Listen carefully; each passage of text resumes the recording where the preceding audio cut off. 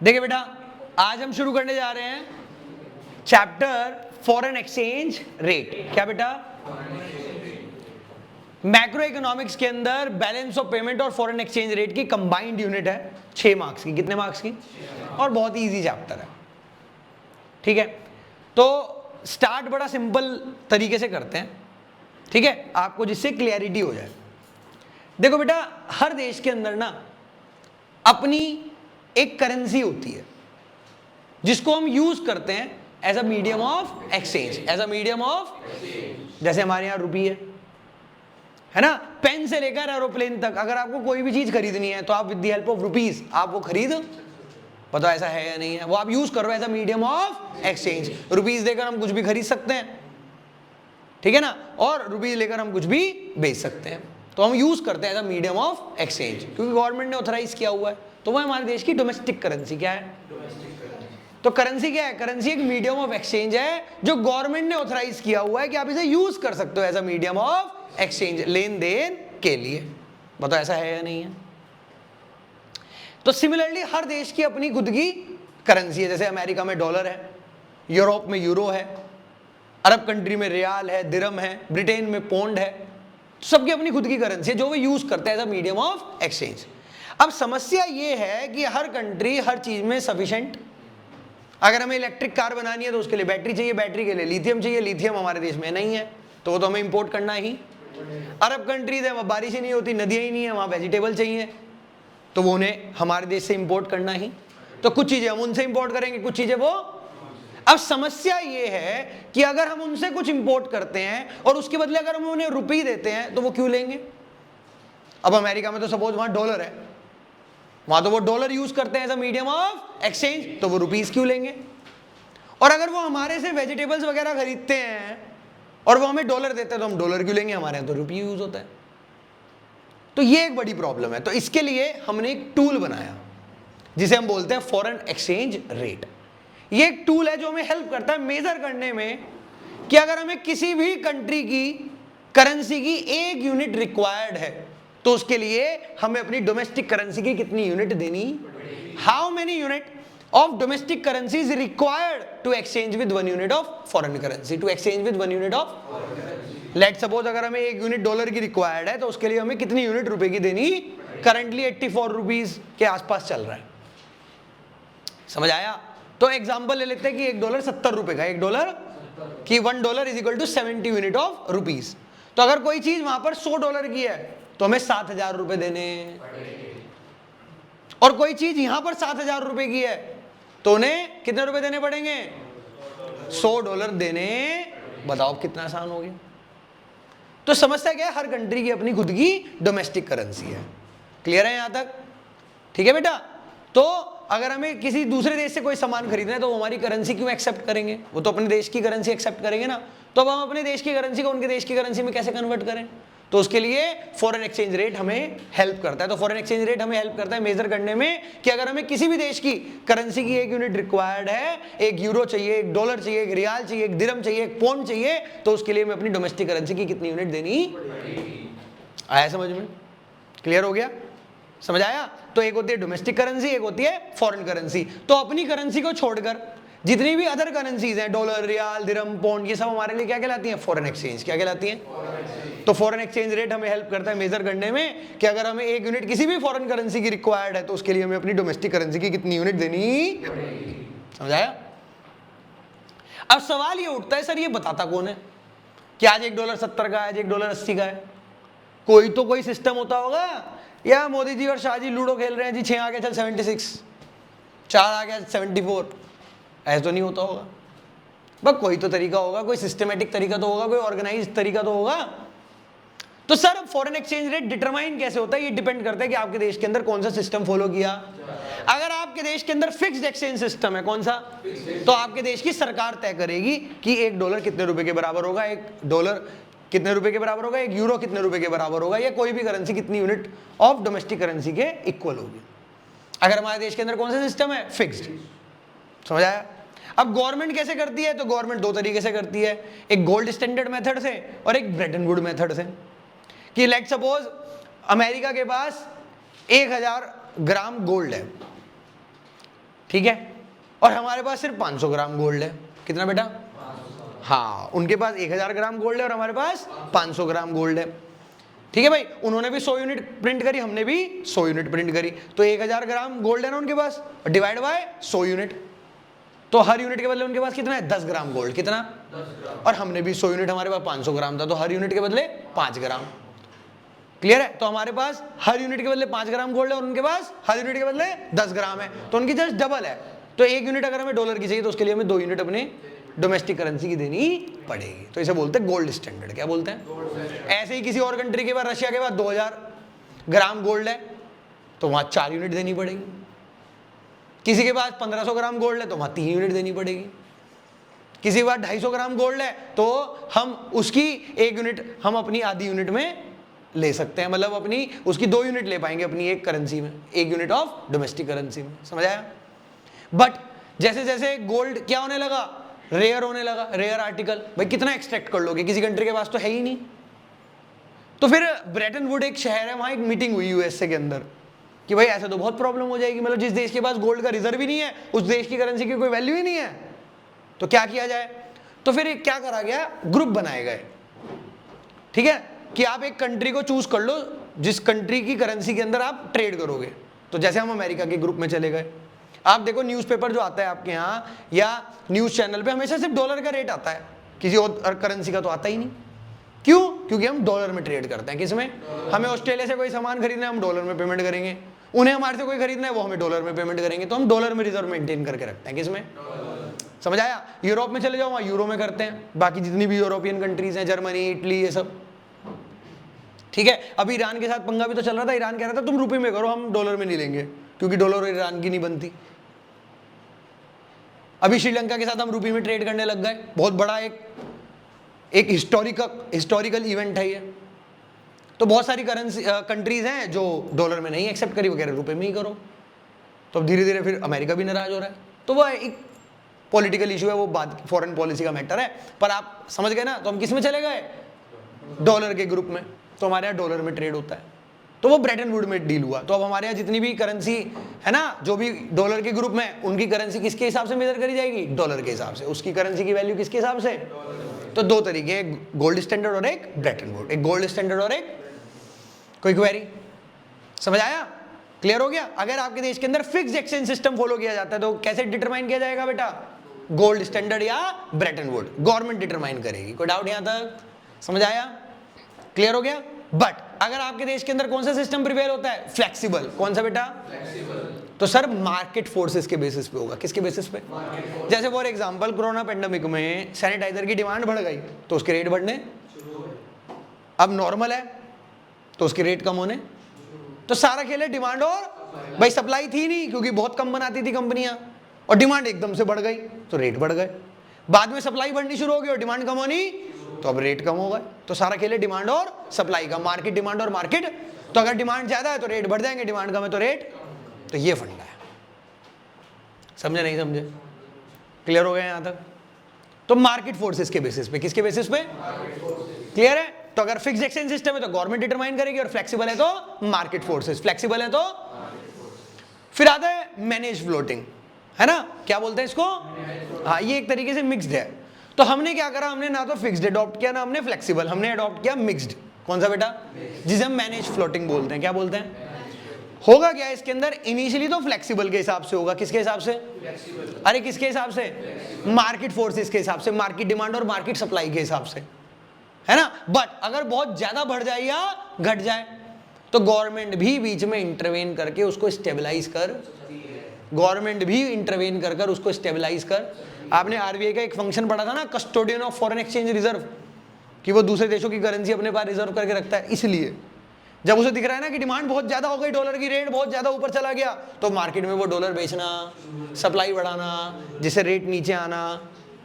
और दिख रहा है कि यार डॉलर का रेट बहुत घट गया, तो फिर वो हमारे देश से सामान नहीं खरीदेंगे। मान लो $1 70 रुपए का है, वो 70 रुपए का सामान खरीद पा रहे थे, वो $1 60 का हो गया, वो 60 का ही खरीद पाएंगे, तो वो क्यों खरीदेंगे हमारे देश से? तो हमारे देश का एक्सपोर्ट कम हो जाएगा ना। तो फिर क्या करेगा आरबीआई? डॉलर खरीदना, जिससे डॉलर की डिमांड बढ़नी, जिससे डॉलर का रेट बढ़ना। समझाया? तो मिक्स्ड के अंदर, मैनेज फ्लोटिंग के अंदर होता तो फ्लेक्सिबल के हिसाब से, मार्केट फोर्सेस के हिसाब से, डिमांड और सप्लाई के हिसाब से। बट जब ज्यादा डिमांड बढ़ जाए या जब डिमांड ज्यादा घट जाए तो बीच में गवर्नमेंट इंटरवेन करती है और फॉरेन एक्सचेंज रेट को स्टेबलाइज करती है। फॉरेन एक्सचेंज रेट को ये फंडा है। समझे नहीं समझे? पक्का? इजी है? तो हमने कौन सा अडॉप्ट किया? Manage floating. क्या बेटा? तो ऐसा बहुत बार हुआ है कि गवर्नमेंट ने बीच में इंटरवेन किया है, जैसे 1971 में, 1991 में जब इकोनॉमिक रिफॉर्म हम लेकर आए थे तब डॉलर की वैल्यू को घटाया गया था। अरे 51 में जब देश आजाद हुआ था उसके आसपास, तब $1 1 रुपए के बराबर था। तो 2-3 बार गवर्नमेंट बीच में इंटरवेन कर चुकी है और उसको क्या कर चुकी है? डिवैल्यूएट कर चुकी है। क्या कर चुकी है? हाँ, क्या होता है डिवैल्यूएशन अभी समझाएंगे, मतलब रेट को गिराना। कोई डाउट यहाँ तक? तो फिक्स्ड है तो गवर्नमेंट, फ्लेक्सिबल है तो मार्केट फोर्सेज, और मैनेज्ड है तो होगा फ्लेक्सिबल के हिसाब से ही, पर गवर्नमेंट भी बीच में इंटरवेन कर सकती है उसको स्टेबलाइज कराने। अब गवर्नमेंट कैसे करती है? गोल्ड स्टैंडर्ड और ब्रेटन वुड, और फ्लेक्सिबल में मार्केट फोर्सेज के हिसाब से, मार्केट, ठीक है भाई, डिमांड और सप्लाई के हिसाब से, डिमांड बढ़ जाएगी या घट जाएगी उसके हिसाब से। क्लियर है यहाँ तक? समझ आया? पक्का? चलिए अब देखो बेटा, अब सर हम ना आपको 4 बेसिक टर्म्स पढ़ाएंगे। अब ये टर्म्स हमें क्यों बनानी पड़ी? देखो भाई, क्लास 12 के अंदर हम आपको टर्मिनोलॉजी पढ़ा रहे हैं। क्या पढ़ा रहे हैं? लैंग्वेज। क्या बेटा? देखो ध्यान से सुनना। मान लो कोई भागा भागा आया, कहने लगा जी हमारे रुपए की वैल्यू गिर गई, रुपए की वैल्यू, अब रुपए की वैल्यू गिर गई। अब अगर हमारे यहाँ होता फिक्स्ड एक्सचेंज सिस्टम, क्या होता? अरे क्या होता? तो हमें पता है कि गवर्नमेंट ने गिराई, क्योंकि फिक्स्ड एक्सचेंज सिस्टम के अंदर गवर्नमेंट डिटरमाइन करती है। अगर हमारे यहाँ होता फ्लेक्सिबल एक्सचेंज सिस्टम, तो हमें पता होता है कि मार्केट फोर्सेस के कारण हुआ। किसके कारण? पर हमारे यहाँ तो मैनेज फ्लोटिंग है। क्या है? अब हमारे यहाँ तो मार्केट फोर्सेस के थ्रू भी हो सकता है और गवर्नमेंट भी कर सकती है। अब हम कंफ्यूज। वो कह रहा कि रुपए की वैल्यू गिर गई, रुपए की वैल्यू दूसरे देश की करेंसी के मुकाबले, डॉलर के मुकाबले, क्योंकि हम डॉलर के ग्रुप में हैं। तो अब हम परेशान किए, गवर्नमेंट ने गिराई या ये डिमांड के बढ़ने के कारण या सप्लाई के घटने के कारण हुई? अब समझ ही ना है, क्योंकि हमारे यहाँ तो दोनों है। हमारे यहाँ तो मैनेज फ्लोटिंग है। अगर फिक्स्ड होता तो क्लियरिटी थी कि गवर्नमेंट ने करा, फ्लेक्सिबल होता तो भी क्लियरिटी थी कि मार्केट फोर्सेस के कारण हुआ। पर हमारे यहाँ तो क्या है? मैनेज फ्लोटिंग, गवर्नमेंट भी कर सकती है और डिमांड और सप्लाई की वजह से भी हो सकता है। तो कंफ्यूजन। तो इसलिए हमने क्या करा? नाम रख दिए। क्या रख दिए? कि अगर रुपए की वैल्यू घट जाती है किसी दूसरे देश की करेंसी के मुकाबले, decline in the value of domestic currency in terms of foreign currency, और अगर ये काम गवर्नमेंट ने किया तो उसे बोलते हैं डिवैल्यूएशन। क्या बोलते हैं? Devaluation of domestic currency. Devalue कर देना, वैल्यू को घटा देना, गिरा देना। और अगर यही काम मार्केट फोर्सेस की वजह से हुआ है, किसकी वजह से? अरे किसकी वजह से? तो उसे बोलते हैं डेप्रिसिएशन। क्या बोलते हैं? हो दोनों में एक ही काम रहा है कि रुपए की वैल्यू गिर रही है किसी दूसरे देश की करेंसी के मुकाबले, पर अगर सरकार ने किया तो डिवैल्यूएशन, अपने आप हुआ तो समझ रहे हो? दोनों में ही रुपए की वैल्यू गिर रही है। मान लो पहले $1 70 का था, अब वही $1 80 रुपए का हो गया। अरे तुम ये मत देखो कि 70 से 80 रुपए हो रहा है, तुम ये मत देखो कि 70 से 80 रुपए हो रहा है, तुम ये देखो जो चीज 70 में आती थी आज वो 80 रुपए में आ रही है। मतलब जो चीज पहले आप $1 देकर 70 रुपए का सामान खरीद पाते थे, ठीक है, अब वो $1 में 80 का सामान खरीद पा रहे हैं। कोई डाउट यहां तक? क्लियर हो गया यहां तक? और आप अपने हिसाब से सोचो कि पहले आपको 70 रुपए देकर $1 मिल जाता था, आज आपको 80 रुपए देने पड़ रहे हैं $1 को खरीदने। तो बताओ रुपए की वैल्यू गिर गई नहीं गिर गई? आया समझ में? और यही काम अगर सरकार ने करा तो डिवैल्यूएशन, अपने आप हुआ तो decline in the value of domestic currency in terms of foreign currency. ये बहुत कंफ्यूजिंग है, बच्चे परेशान होते हैं बाद में। बच्चे क्या देखते हैं कि 70 से 80 हो गया, अरे तो बढ़ रहा। अरे भाई तू ये देख, जो चीज 70 में आती थी आज वो 80 रुपए में आ रही, जो चीज आज 70 रुपए देकर खरीद सकते थे आज वो आपको 80 रुपए देकर खरीदना पड़ रहा है। क्लियर हो गया यहां तक? सिमिलरली अगर रुपए की वैल्यू क्या हो जाए? बढ़ जाए, रुपए की वैल्यू किसी भी दूसरे देश की करेंसी के मुकाबले, मान लो पहले $1 70 का था, आज वो $1 सिर्फ 60 रुपए का है। तो पहले जो चीज आप 70 रुपए देके खरीदते थे आज वो सिर्फ आप 60 रुपए देके खरीद पा रहे हो, वो सिर्फ आप बताओ। क्लियर हो गया? तो एप्रिशिएट हो गई ना आपकी करेंसी, क्या हो गई? उसकी वैल्यू बढ़ गई ना in terms of foreign currency. Clear हो गया? तो अगर यही काम सरकार ने किया तो रिवैल्यूएशन, और अपने आप हुआ तो appreciation of domestic currency, increase in the value of domestic currency in terms of foreign currency. जो चीज 70 में आती थी आज वो सिर्फ, तो ये फंडा है भाई, क्लियर है। अब एक क्वेश्चन आता है कि इसका इंपैक्ट एक्सपोर्ट इंपोर्ट पे क्या पड़ेगा, इसका इंपैक्ट बस लगभग खत्म होने वाला है चैप्टर। एक ये चीज रह गई, एक ग्राफ रह गए और एक छोटा सा टॉपिक और रह गया, ठीक है। कोई डाउट यहां तक क्लियर हो गया। तो पहले हमने सीखा कि फॉरेन एक्सचेंज रेट होता क्या है, कि एक रेट है जो हमें हेल्प करता है मेजर करने में कि अगर हमें किसी भी देश की करेंसी की यूनिट रिक्वायर्ड है तो उसके लिए हमें अपनी डोमेस्टिक करेंसी की कितनी यूनिट देनी। फिर हमने पढ़ा कि इसको डिटरमाइन कैसे किया जाता है, अगर फिक्स्ड है तो गवर्नमेंट, फ्लेक्सिबल है तो मार्केट फोर्सेस, और मैनेज्ड है तो दोनों होगा फ्लेक्सिबल के हिसाब से ही, बट गवर्नमेंट भी बीच में इंटरवेन कर। डन। सरकार अगर रुपए की वैल्यू को गिरा रही है तो डिवैल्यूएशन अपने आप गिर रही है, तो सरकार रुपए की वैल्यू को बढ़ा रही है तो रिवैल्यूएशन अपने आप बढ़ रही है। तो अब बात करते हैं इनका इंपैक्ट क्या पड़ेगा एक्सपोर्ट और इंपोर्ट पे। बहुत इंपॉर्टेंट क्वेश्चन है बेटा, बहुत बार आ चुका है प्रीवियस बोर्ड पेपर्स में, ठीक है। आपके प्री बोर्ड में भी कहीं ना कहीं टकराया होगा, ठीक है। बहुत आराम से समझना है। देखिए, what will be the impact of appreciation and depreciation on export and import, या what will be the impact of depreciation and devaluation on export and import. तो आज पहले पढ़ते हैं डेप्रिसिएशन और डिवैल्यूएशन का क्या इंपैक्ट पड़ेगा एक्सपोर्ट और इंपोर्ट पे। पहले आप समझो कि डेप्रिसिएशन और डिवैल्यूएशन का मतलब क्या है। सर वो डेप्रिशिएट का या डिवैल्यूएट का है, बात तो वही है ना। तरबूज चाकू पे गिरे या चाकू तरबूज पे, बात तो एक ही है। कोई डाउट यहां तक? कटना तो तरबूज नहीं है भाई, ऐसा ही है ना।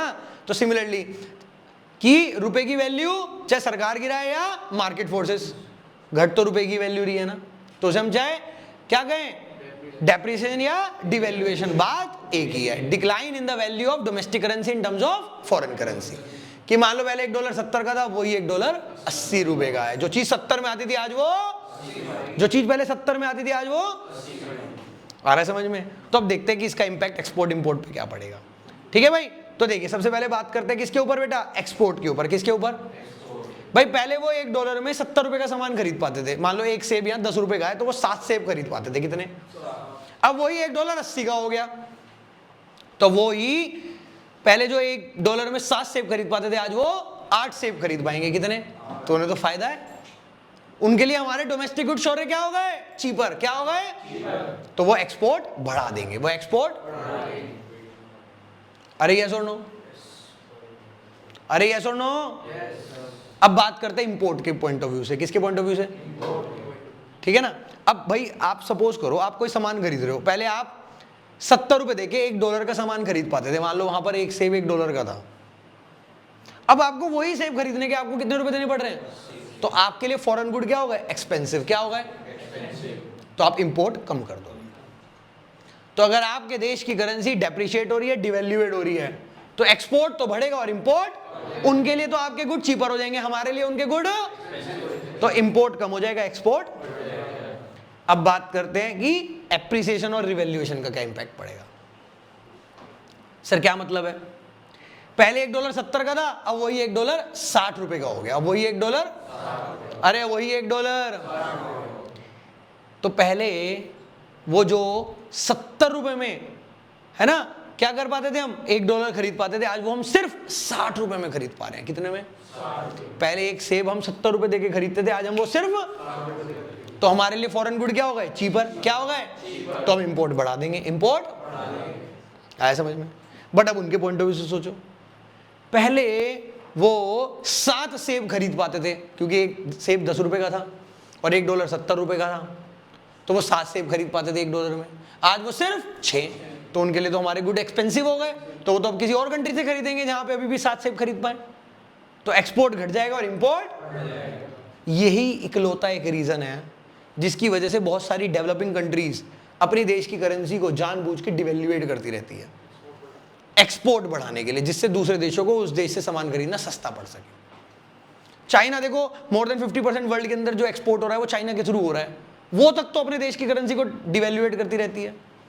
अभी रिसेंटली 2-3 साल पहले भी किया था, जिससे एक्सपोर्ट प्रमोट कर सके, जिससे एक्सपोर्ट प्रमोशन किया। आया समझ में, कोई डाउट। तो ये थे मेन टॉपिक। कि सिस्टम कितने टाइप के हैं, 3, फिक्स्ड, फ्लेक्सिबल और मैनेज्ड।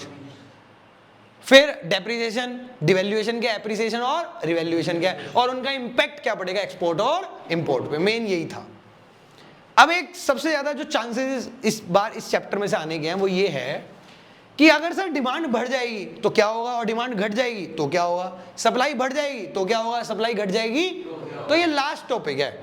पूरी जान लगा दो इस टॉपिक को समझने में, और यही सबसे ट्रिकी टॉपिक है, और ग्राफ बना के देखने हैं। वो कहेगा कि what will be the impact on foreign exchange rate when there is a increase in demand, या when there is a decrease in demand, या व्हेन देयर इज अ अच्छा, कमाल की बात पता क्या है, ये डायरेक्ट नहीं आएगा, ये इनडायरेक्ट आएगा। तो इसके लिए पहले आपको समझना पड़ेगा कि डॉलर की डिमांड कब कब बढ़ती है और डॉलर की सप्लाई कब कब बढ़ती है। समझ गए, डॉलर की डिमांड कब कब बढ़ती है और डॉलर की, तो what are the sources of demand, या what are the causes of demand of foreign exchange, कि क्या क्या कारण है ना, या कब कब हम डॉलर की डिमांड बढ़ा देंगे, या कब कब डॉलर की सप्लाई हमारे देश के अंदर बढ़ जाएगी। देखो भाई, फंडा सिंपल सा है। अगर हमारे देश के लोग बाहर घूमने जाएंगे टूरिज्म के लिए, मेडिकल ट्रीटमेंट के लिए, एजुकेशन के लिए, तो यार ऑब्वियस सी बात है वहां खर्चा तो डॉलर में ही करना पड़ेगा, तो डॉलर की डिमांड बढ़ जाएगी। अगर उनके देश के अंदर हम इन्वेस्ट करेंगे, एफडीआई, एफआईआई, तो उनके देश के अंदर अगर हम इन्वेस्ट करेंगे तो डॉलर में ही करेंगे, तो डॉलर की डिमांड। अगर उनके देश से हम इंपोर्ट करेंगे तो पेमेंट तो हमें, तो डॉलर की डिमांड। आया समझ में? तो ये फंडा है, समझ गए? आगे देखो, सप्लाई कब कब बढ़ेगी डॉलर की, अगर वो हमारे देश में घूमने आएंगे मेडिकल ट्रीटमेंट के लिए, एजुकेशन के लिए, टूरिज्म के लिए, तो डॉलर की सप्लाई बढ़ जाएगी, क्योंकि हम तो डॉलर एक्सेप्ट करेंगे ना, क्योंकि हम डॉलर वाले ग्रुप में। अगर वो हमारे देश में इन्वेस्ट करेंगे, एफडीआई और एफआईआई, तो डॉलर की सप्लाई, समझ आया? अगर वो हमारे से सामान खरीदेंगे, एक्सपोर्ट बढ़ेगा, क्या बढ़ेगा, तो पेमेंट आएगी ना डॉलर की, तो डॉलर की सप्लाई। तो ये सारे कारण है। तो एक क्वेश्चन आया एग्जाम में कि what will be the impact on foreign exchange rate, what will be the impact on when there is a greater inflow, when there is a of FDI and FII in India, when there is a greater inflow of FDI and FII in India, मतलब भर भर के वो हमारे देश के अंदर FDI और FII कर रहे हैं, इन्वेस्ट कर रहे हैं, तो डॉलर की सप्लाई ऐसे आएगा एग्जाम में क्वेश्चन, ऐसे आएगा क्वेश्चन। तो वो इनडायरेक्ट देगा कि what will be the impact on foreign exchange rate when there is a greater inflow of FDI and FII in India. तो भैया अगर वो हमारे देश में इन्वेस्ट करेंगे तो उससे हमारी सप्लाई, तो फिर आपको करके दिखाना पड़ेगा कि सप्लाई बढ़ेगी तो क्या होगा, सप्लाई।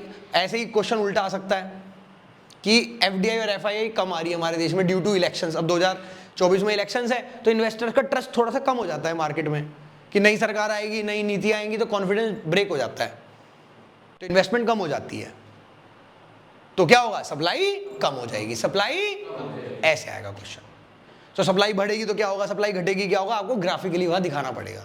तो मैं एक बार दिखा देता हूं आपको, बहुत सिंपल है सर। चारों में से कोई भी क्वेश्चन आए, डिमांड के बढ़ने का या डिमांड के, सप्लाई के बढ़ने का या सप्लाई के, सप्लाई के बढ़ने का या सप्लाई के, लाइट ऑन कर दो, सप्लाई के बढ़ने का या सप्लाई के घटने का, चारों में से कोई भी क्वेश्चन आए, चारों में से आपको सबसे पहले ये तो करना ही करना है कि let us consider DD is the demand curve of foreign exchange, dollar का डिमांड कर्व है ये, and SS is the supply curve of foreign exchange, dollar का सप्लाई कर्व है ये। सपोज डॉलर से ही कंपैरिजन कर रहे हैं हम, तो अब क्या हुआ जी, सपोज करो कि यहां पर इक्विलिब्रियम अटेन हो रहा है, कि मतलब $1 वो 70 रुपए में सप्लाई करने के लिए तैयार है और $1 हम डिमांड करने के लिए तैयार हैं। तो पहले आपको ये तो लिखना ही लिखना है, कोई भी क्वेश्चन आए, कोई भी क्वेश्चन आए, डिमांड के बढ़ने का, डिमांड के घटने का, सप्लाई के बढ़ने का, सप्लाई के,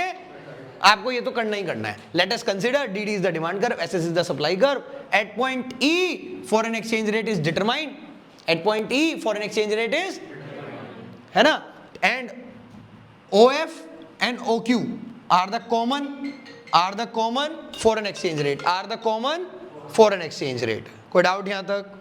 आर द कॉमन, कोई डाउट यहां तक? ठीक है बेटा, are the common foreign exchange rate. ठीक है, क्लियर है यहां तक बेटा? तो D is the demand curve of foreign exchange and S is the supply curve of foreign exchange. At point E foreign exchange rate is determine, मतलब इतने रुपए में हम डिमांड करने के लिए तैयार हैं और इतने रुपए में वो $1 की सप्लाई करने के लिए तैयार है। समझ आया? क्लियर है? OF and OQ are the OF and OQ are the common foreign exchange rate and common quantity। तो ये तो आपको लिखना ही लिखना है, ये तो आपको समझ गए या नहीं? चारों में से कोई भी क्वेश्चन है, डिमांड के बढ़ने का, डिमांड के घटने का, सप्लाई के बढ़ने का, सप्लाई के घटने का, आपको ये तो लिखना ही लिखना है। 1 मार्क्स तो इसमें शायद मिल ही जाए कि let us consider D is the demand curve, S is the supply curve, at point E foreign exchange rate is determined, OF and OQ are the common price and common quantity, common foreign exchange rate and common quantity।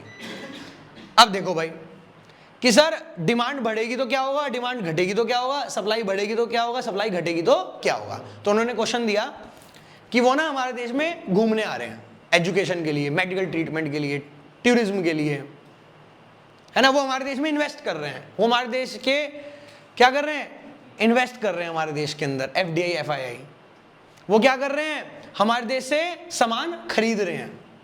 तो क्या होगा, भर भर के हमारे देश में dollar आएगा, भर भर के हमारे देश में, तो क्या होगा सर, तो आप लिखोगे when there is a increase या when there is a greater inflow of FDI and FII in India. पहले एक लाइन, ये पिच लाइन बना के लिखनी है आपने कि जब वो हमारे देश में घूमने आएंगे, जब वो हमारे देश में, या जब वो हमारे देश में मेडिकल ट्रीटमेंट के लिए आएंगे, या जब वो हमारे देश के अंदर इन्वेस्ट करेंगे, कोई भी एक लाइन आएगी, कोई भी एक क्वेश्चन आएगा इनडायरेक्टली, तो पहली पिच लाइन तो वही बता देना। तो आप क्या कहोगे, this will lead to increase in supply, this will leads to, sir this will leads to, तो सर इससे क्या होगा, इंक्रीज इन सप्लाई होगा। डन? तो इससे क्या होगा सर, राइट वर्ड शिफ्ट हो जाएगा सप्लाई कर्व, क्या होगा, तो this will leads to rightward shift in the supply curve from SS to S dash S dash, from SS to S dash S dash। अब बहुत important है, बस यहीं पे समझना है तायल, ध्यान से। फंडा क्या है कि पहले फॉरेन एक्सचेंज रेट यहाँ पे अटेन हो रहा था, यहाँ पर डिमांड और सप्लाई दोनों, अब क्या हुआ, वो हमारे देश में घूमने आ रहे हैं, एजुकेशन के लिए आ रहे हैं, ट्रीटमेंट के लिए आ रहे हैं, हमारे देश में वो इन्वेस्ट कर रहे हैं, तो डॉलर की सप्लाई हमारे देश में बढ़ गई। तो पहले जो डिमांड सप्लाई यहाँ पर थी, वो सप्लाई कहाँ पहुंच गई, F पे, कहाँ पहुंच गई, तो मार्केट में क्या क्रिएट हो गई, एक्सेस सप्लाई, क्या क्रिएट हो गई, that is equal to the gap EF। अब जब मार्केट में सप्लाई ज्यादा होती है, जब सप्लाई ज्यादा होती है, तो भाई ऑब्वियस सी बात है, क्या होगा, प्राइस कम होगा।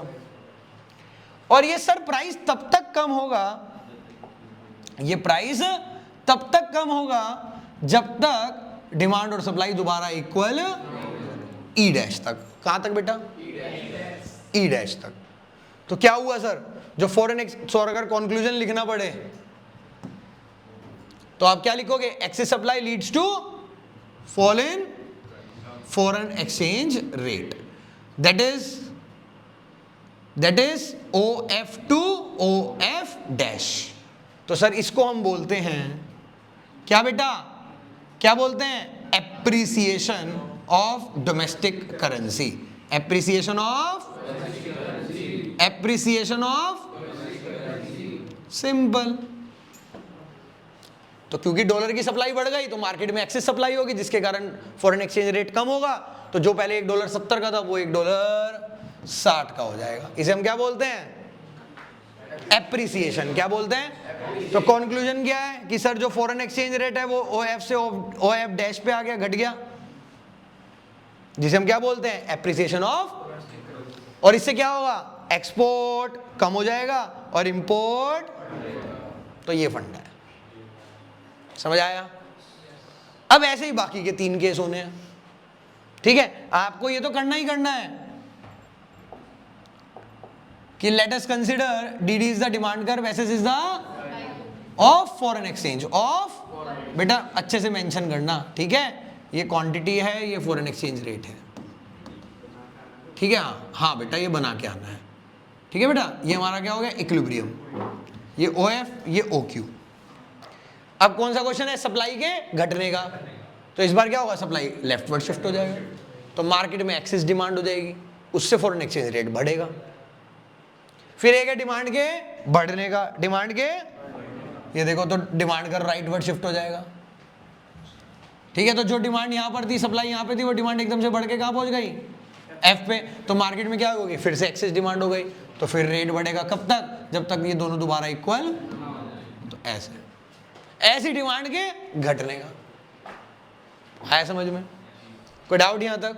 लो एक बार मैं दिखा देता हूं, ऑलरेडी बने हुए हैं कर्व, टाइम नहीं लगेगा। देखिए देखिए भाई, पहला हो गया हमारा कि अगर क्या होगा, डिमांड बढ़ जाएगी तो क्या होगा, तो एक्सेस डिमांड होगी जिससे रेट बढ़ेगा। दूसरा हो गया सप्लाई के घटने से, सप्लाई के मार्केट में क्या होगी, एक्सेस डिमांड, जिससे फॉरेन एक्सचेंज रेट बढ़ेगा। फिर हो गया डिमांड के घटने से, तो यहां पहुंच गया तो मार्केट में एक्सेस सप्लाई हो गई, जिसके कारण फॉरेन एक्सचेंज रेट। फिर सप्लाई के बढ़ने से, जैसे अभी एफडीआई एफआईआई आ रहा था तो मार्केट में एक्सेस सप्लाई हो गई, जिसके कारण क्या होगा, फॉरेन एक्सचेंज रेट घटेगा। तो ये 4 केस हैं, कितने, डन। अब एक छोटा सा टॉपिक है, आप इसको बहुत एक मतलब कम टाइम में बहुत इजीली आप इसको समझ लोगे, बहुत छोटा सा टॉपिक है। सर जितना भी अभी हमने पढ़ा ना फॉरेन एक्सचेंज रेट, ये सब ना नॉमिनल एक्सचेंज रेट था। क्या था, क्या होता है नॉमिनल एक्सचेंज रेट, जब हम एक कंट्री की करेंसी की वैल्यू दूसरे देश की कंट्री की करेंसी में निकालते हैं। जैसे $1 70 रुपए का है, मतलब 1 यूनिट हमें चाहिए तो हमें 70 यूनिट ऑफ रुपीज हमें देने पड़ेंगे। तो when the value of one currency is measured in terms of another currency, तो उसे हम बोलते हैं नॉमिनल एक्सचेंज रेट। क्या बोलते हैं? और अगर एक कंट्री की करेंसी की वैल्यू दूसरे देश की करेंसी की वैल्यू के इक्वल हो जाए ना, तो उस सिचुएशन को हम क्या बोलते हैं, पैगिंग। क्या बोलते हैं, कि पैक्ड हो गई करेंसी, क्या हो गई, 1 मार्क में इंपॉर्टेंट है बेटा। बट अगर हम एक कंट्री के गुड्स की वैल्यू दूसरी कंट्री के गुड्स में मेजर करते हैं, एक कंट्री के गुड्स की वैल्यू दूसरी कंट्री के गुड्स में मेजर करते हैं, मान लो वहां का एक टीवी यहाँ के 3 टीवी के बराबर है, तो उसे बोलते हैं रियल एक्सचेंज रेट। क्या बोलते हैं, when the value of one countries goods is measured in terms of another countries goods, ठीक है ना, तो उसको हम बोलते हैं रियल एक्सचेंज रेट। क्या बोलते हैं, आया समझ में? और जब एक कंट्री के गुड्स की वैल्यू दूसरे देश की कंट्री के गुड्स की वैल्यू के इक्वल हो जाए, तो उसे बोलते हैं परचेजिंग पावर पैरिटी। क्या बोलते हैं, कि पैरिटी हो गई। क्या हो गई? अब मेरा एक दोस्त कहने लगा जी मेरे तो कनाडा में जॉब लग गई 1.5 लाख रुपए की। भाई यहाँ के हिसाब से 1.5 लाख बहुत है, पर सर वहां तो कॉस्ट ऑफ लिविंग बहुत हाई है, समझ रहे हो? तो रियल एक्सचेंज रेट हमें हेल्प करता है मेजर करने में, परचेजिंग पावर पैरिटी हमें हेल्प करता है मेजर करने में कि उस सैलरी में वो वहां पे आसानी से मतलब रह पाएगा या सरवाइव कर पाएगा या, तो ये फंडा है। तो जब एक कंट्री की करेंसी की वैल्यू दूसरे देश की कंट्री की करेंसी में निकालते हैं तो नॉमिनल, और जब एक कंट्री के गुड्स की वैल्यू दूसरे देश की कंट्री के गुड्स में मेजर करते हैं तो रियल। समझ आ गया? सर ये फॉरेन एक्सचेंज मार्केट जो हमने पढ़ी, सर इसके फंक्शन क्या हैं? तो सर अगर ये मार्केट नहीं होगी तो हमें कैसे पता चलेगा कि 1 यूनिट हमें किसी कंट्री की करेंसी की चाहिए तो उसके लिए हमें अपनी डोमेस्टिक करेंसी की कितनी यूनिट देनी है? और अगर ये नहीं पता चलेगा तो हम ट्रांसफर कैसे कर पाएंगे, हम उनके देश से सामान कैसे खरीद पाएंगे, वो रुपए तो लेंगे ही नहीं, ठीक है? वो हमें क्रेडिट कैसे देंगे? तो ना तो ट्रांसफर हो पाएगा, ना क्रेडिट फंक्शन हो पाएगा, कुछ भी नहीं कर सकते हम। क्लियर है? तो आज with the help of foreign exchange market हम एक कंट्री की करेंसी की वैल्यू दूसरे देश की करेंसी में मेजर कर सकते हैं, तो आसानी से हम एक दूसरे देश के साथ ट्रेड कर ट्रांसफर कर सकते हैं, क्रेडिट फंक्शन कर सकते हैं। समझ आया? क्लियर हो गया यहां तक? फिर एक आता है हेजिंग फंक्शन। क्या आता है? थोड़ा ध्यान से सुनना भाई, मैंने आज डील करी किसी कंपनी के साथ फॉरेन की, ठीक है, और आज $1 70 रुपए का है, और मैंने आज डील करी 2 महीने बाद भाई मैं आपसे सामान लूंगा, ठीक है? तो हमारे ऊपर है कि हम क्या कर सकते हैं, हेजिंग फंक्शन का यूज कर सकते हैं। किसका? कि आज हम डील लॉक कर देते हैं, कि आज हम डील, कि आज $1 70 रुपए का है, अब 2 महीने बाद चाहे 75 का हो जाए, चाहे 60 रुपए का हो जाए, चाहे मुझे फायदा हो, चाहे, है ना, कोई मतलब नहीं। आज डील हमने लोग किस रेट पे करी, $1 70, तो हम आपको 70 रुपए के हिसाब से ही पेमेंट। तो इससे हम क्या कर पाएंगे, जो रिस्क ऑफ फ्लक्चुएशन है, जो रिस्क ऑफ, उसे हम एलिमिनेट कर पाएंगे। इसे बोलते हैं हेजिंग फंक्शन, कि डील तो आज हुई, पेमेंट फ्यूचर डेट पे हो रही है, पर डील के दिन जो रेट था उसके हिसाब से करी जाएगी, उसके। जब 2019 में इलेक्शन थे तो रफाल प्लेन का बहुत बड़ा मुद्दा बना कि करप्शन हुई है, मोदी सरकार ने करप्शन करी है, बहुत मुद्दा बना था ना। तो उन्होंने कहा था कि जो हमने रफाल प्लेन लॉक करे थे 100 करोड़ पे, सपोज वो मोदी सरकार ने लॉक करे 120 करोड़ पे, तो 20 करोड़ का घपला है, सपोज एक फिगर हाइपोथेटिकल है। तो भाई इन्फ्लेशन नहीं होता क्या, रेट नहीं बढ़ते डॉलरों के, और भी तो बहुत सारे फैक्टर्स होते हैं।